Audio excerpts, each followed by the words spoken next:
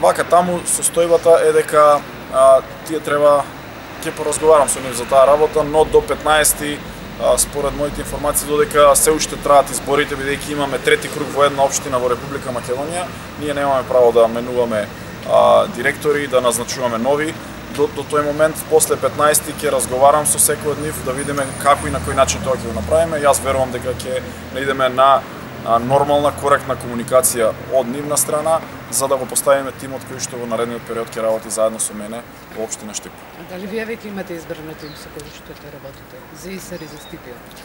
Не, апсолутно. Кога ќе дојде момент да бидат да ги поднесат оставките, јас веднаш ќе превземам мерки и ќе разговарам со луѓето за кои што сметам дека можат да придонесат многу за развој на овие предпријатија.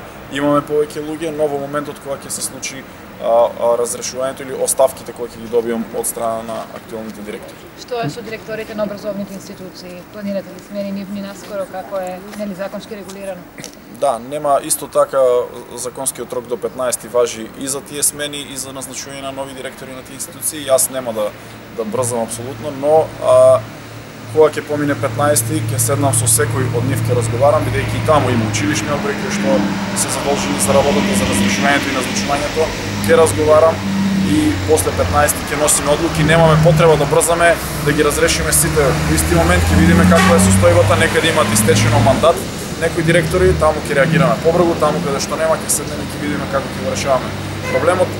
Јас немам проблем да работам и со овие директори, но сакам да имам доверба, бидејќи мојата доверба беше изневерена во еден момент од одредени директори на јавните предпријатија, кои што веднаш по превземањето односно по поразот на претходниот градоначалник се впуштија во исплаќање на средства без да на некој начин некоректно, без да разговараме и да се доведат во ситуација да земат плата вработените во овие јавни предпријатија. Токму затоа се работи, а не за никаков реваншизам.